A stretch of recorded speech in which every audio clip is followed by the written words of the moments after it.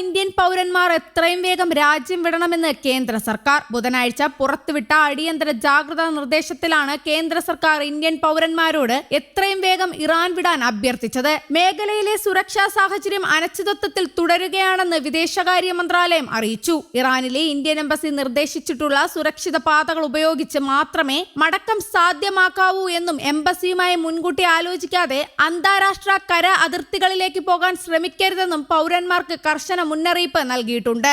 യുഎസും ഇറാനും തമ്മിൽ 2 ആഴ്ചത്തെ താൽക്കാലിക വെടിനിർത്തൽ പ്രഖ്യാപിച്ചതിന് തൊട്ടു പിന്നാലെയാണ് ഇന്ത്യ ഇന്നലെ പുറത്തുവിട്ട ജാഗ്രതാ നിർദ്ദേശം പുതുക്കിയത്. ചൊവ്വാഴ്ച വൈകുന്നേരം പുറപ്പെടുവിച്ച നിർദ്ദേശത്തിൽ 48 മണിക്കൂർ നേരത്തേക്ക് ജനങ്ങൾ വീടിനുള്ളിൽ തന്നെ കഴിയണമെന്നും സൈനിക കേന്ദ്രങ്ങൾ, വൈദ്യുത നിലയങ്ങൾ എന്നിവയിൽ നിന്ന് അകന്നു നിൽക്കണമെന്നും എംബസി നിർദ്ദേശിച്ചിരുന്നു.